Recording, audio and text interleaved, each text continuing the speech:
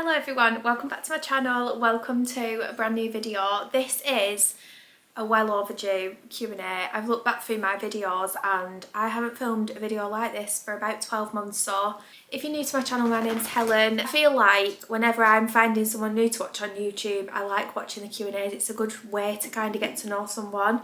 But if you are already an existing subscriber, then I thought that this could be a nice little catch up too. So perfect kind of video to do at the beginning of a year, I think. Anyway, I ended up getting quite a few questions come through, which I'm so grateful for. So if you did send me a question on Instagram, and thank you so much. If I ever am going to do a Q&A, I put a question box up on Instagram, and my Instagram page is just the same name as my YouTube channel, so it's really easy.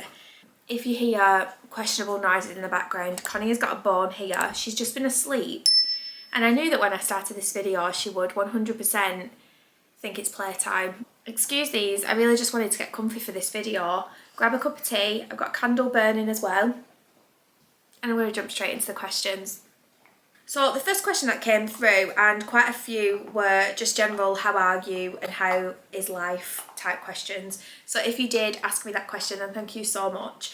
I hope you're okay too, by the way. I am really good at the minute. I feel in a good place in my life. I feel settled with some big decisions that we've made recently, and just everything just feels okay. Like towards the end of last year, things felt a little bit rocky. They announced redundancies at work, and so I was worried about my job for a little bit and the jobs of people that I've worked with for a long time. So that was quite a stressful and upsetting time towards the end of last year. Obviously a lot worse for the people that did lose their jobs. Everything seems to be settling down a little bit now, and I like feeling settled. Anybody that knows me knows I just like an easy life. So a couple of weeks ago, when I had issues with my back, and I think I've spoken about it a couple of times on vlogs recently, I was a little bit worried about my health, to be honest. I think being somebody that's had cancer, it's automatically the place that you go to in your head when something isn't normal with your body and something changes. It takes a lot to think rationally in those moments when you are like so used to getting bad news, in all honesty. But I've been to the doctors, everything's fine. I am very, very grateful for that. So generally speaking, I am really well. And yeah, just excited for this year and what it's going to bring. The next question is, what is your day job? So I work for a parcel company. It's essentially like a money supermarket for parcels. So like a price comparison website. We have contracts with all the big couriers.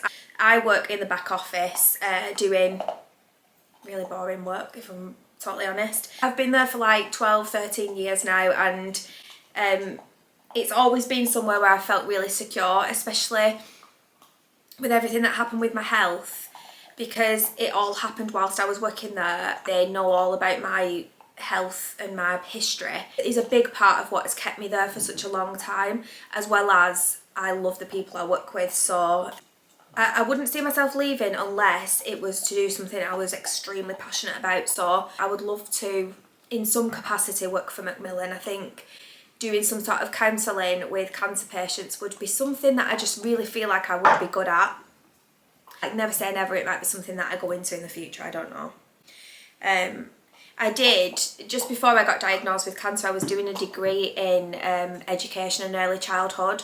So I was just about to go into my third year of my degree, and the plan was to do teacher training straight after and become an early years teacher. But obviously when I fell ill, I had to stop my degree. I just got too poorly, and then I got diagnosed with the second cancer, breast cancer, pretty much straight after. And honestly, the trauma of the cancer made me feel like I've forgot everything I learned. It is so bizarre how trauma affects you. I don't know if anybody can relate to what I'm saying there, but I think a few of you will be able to. A lot of people are asking about Slimming World and how it's going, because I think quite a few of you enjoy when I do like what I eat in a day videos and show on screen what sins I've used that day and what the calories are.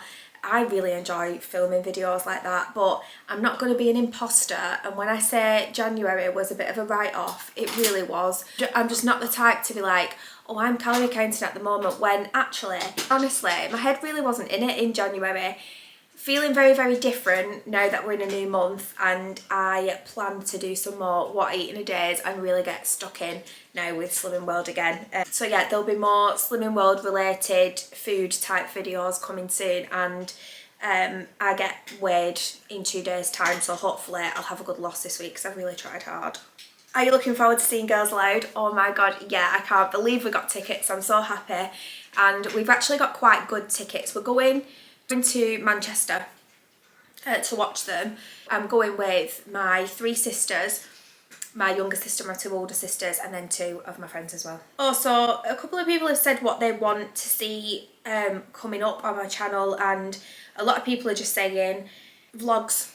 Basically, I love making vlogs. They don't get the best views, but they are the nicest videos for me to film and edit back and watch back. I have really enjoyed filming my first couple of vlogs of the year, and I'm glad that I've got vlogs as like a request, and somebody's put weekly vlogs as well. I would film more weekly vlogs, but because I work full time, I always think that you'll find them a little bit boring. So unless I've got something else going on other than work on a specific day, I tend not to vlog. I do more days in the life and things when I've got a little bit more going on than just working, finishing work, making tea and watching Love Island, because that is my life 85% of the time, I'm not gonna lie. So the next question is, what part of the country do you live in? It looks beautiful. Do you like living there? Thank you very much. I live in Bolton, which is a town just outside of Manchester. People usually ask me when I'm doing my vlogs and stuff, do I live in the countryside? And I don't. I live about 5 minutes drive from the town centre. I'm in such a good little spot because it's quite quiet, and there's lots of like parks and nice walks and things around near where I live. But I am very much near the town centre and quite close to everything, so I think it's quite deceiving actually when I'm doing vlogs. People think I live in the middle of nowhere, and I definitely don't. Somebody's put, was Edinburgh good at New Year? So I have always wanted to do Hogmanay, and Tom got me the trip for Christmas. So he took me to Edinburgh on New Year's Eve. Thought about doing the street party in the centre of Edinburgh, but we actually ended up getting tickets to the concert, and the band was Pulp. How random, can you imagine me? I wanna do whatever common people do. To be fair, it was an extremely nostalgic night because I was born in '89, so when Pulp were probably at the most famous, what would that have been, like 95? I was like 6 years old, but I remember it. So I have like a very vivid memory of my childhood. I remember my older sister loved them, and it just reminded me of my childhood and just good times. If you ever go to Edinburgh and you like Spanish food, you have to try this little wine bar called Pigs. I follow them on Instagram, so if you go to who I'm following, you'll easily be able to find it. It is the most amazing food ever. Yeah, if you ever go, you have to book there. Somebody's put, how are all of your pap smears now? So my smear tests. I don't actually have smear tests anymore. With my cervical cancer, I had chemotherapy, radiotherapy to the tumour, and brachytherapy as well, which is basically internal radiotherapy, and that type of treatment gives a massive dose of radiotherapy to that tumour to shrink it.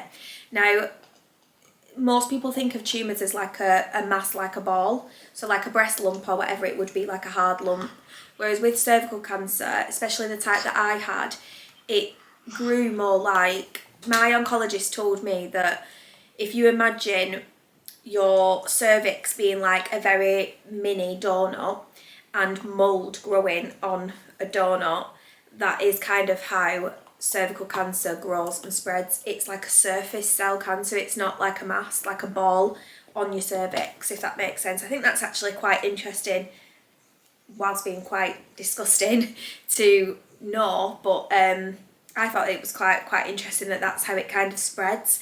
And so to be able to target that tumour properly, they had to basically blast my cervix, and I don't really have a cervix anymore, so there's nothing to smear test there anymore. Because I'm 5 years on now from cervical cancer, unless I get symptoms, I don't have scans or anything or any kind of test, which is actually quite scary now that you've mentioned it. But there's also this amazing woman at the Christie in Manchester who I sort of see for my aftercare, and she will examine me if I feel like there's something not right, and she'll just have a little mooch around down there, and she'll tell me whether what I'm experiencing is normal for a menopausal, which is very sad to say, menopausal woman at the age of 34 that has had a lot of stuff going on down there, if that makes sense.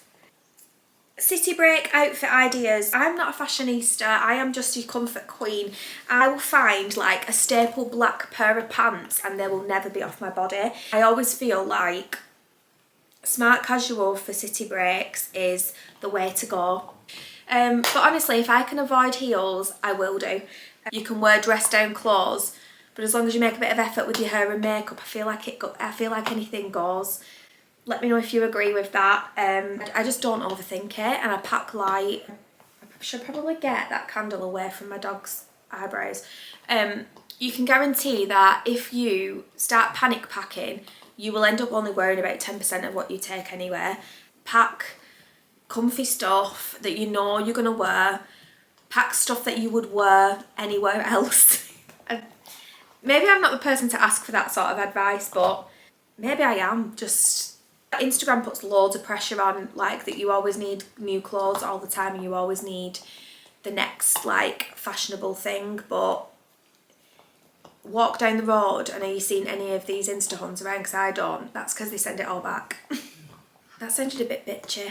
What's left or next to do on your house? You have my dream house. Oh, thank you so much. Honestly, we've ran into so many problems with this house. Don't be fooled. We sold our house that was like over 100 years old. It was a cottage. I did a house tour of it at some point on my channel. And with it being such an old house, you would think that that would have had problems. We have had so many more problems with this house, and it was built in the early 90s. Now, you would think it would be just easy to do anything on this house. Most of the stuff that we've done, we've had to do twice. A lot of the stuff that we've had done has gone wrong. Everything's took longer and cost more money than we thought it would do.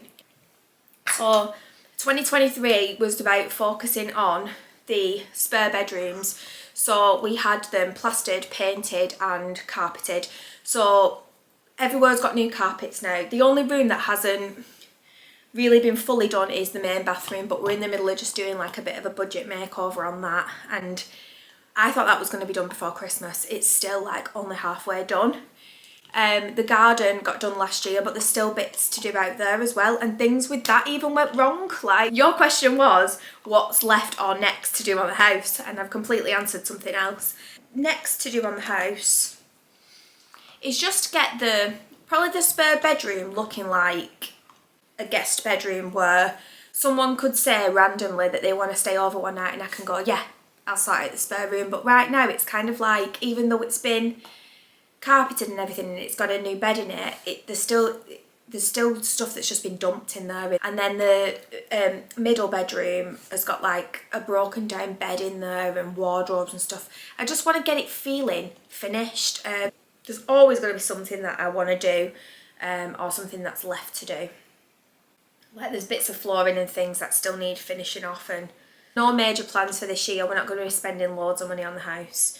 And then, sorry if it's too personal, but are you still considering adopting in the future? So this question did come up this time last year, where somebody had said, and it might have been the same person then, that said, would you consider adopting in the future? And I said, definitely, the door is not closed on adoption. It's taken me 7 years since I first got diagnosed with cancer to really come to terms with everything that's happened with my health and then my fertility situation, and it's all kind of happened in stages. So I do feel healed from it all now. I feel like I'm at a point in my life where if I had to, I could have a happy and fulfilled life without children. I genuinely do believe that. However, I do also feel this desire in me to be a mum because I just genuinely think that it's what I'm supposed to do. We've definitely closed the door now on going down the route of surrogacy with egg donation. For those who aren't up to speed, I lost my eggs. I did freeze them, but when we went down the route of surrogacy, my eggs were thawed and they all just died off straight away. So yeah, adoption was something that we talked seriously about right at the very, very beginning when I was first diagnosed with cervical cancer. And so I knew that Tom was always open to that idea. Any storage hacks for clutter? I'm not the best person to ask about that question, I'm afraid. I am quite a messy person, to be honest. When we first had the kitchen done and I bought all the jars and everything and my cupboards looked immaculate, that didn't last very long, to be honest. I definitely need to go into my cupboards, my kitchen cupboards, and get everything sorted. I would love to do like a big organised declutter with me video if that's something that you want to see, and it would be good as well. It'd be like proper, whoa, didn't know she lived like this, didn't know that would be in that cupboard. If you want my honest answer about storage hacks, don't go buying loads and loads of random boxes, plastic boxes that you don't need, because they take up more room. Don't go buying storage jars for all your food, because the bits that are left over, you then have to find a place for them, which is really annoying. And something I didn't think about when, again, I was on TikTok and watching everybody else put all these nice things in the cupboards, and it looks like a great idea, but 9 times out of 10, it's not. Don't be sucked in by social media. There's a couple more that say any house plans for this year, which I think I've sort of answered. More Slimming World questions. I think I've covered most things. It has just gone 9:10 and Love Island's about to start, so I am going to leave it there with the questions, but thank you so much for sending them in to me on Instagram if you did. Thank you so much for watching this video. I hope you don't mind that I'm in my pyjamas. If you did like this video, give it a thumbs up for me, hit subscribe if you haven't already, and I will see you in my next video. Bye bye.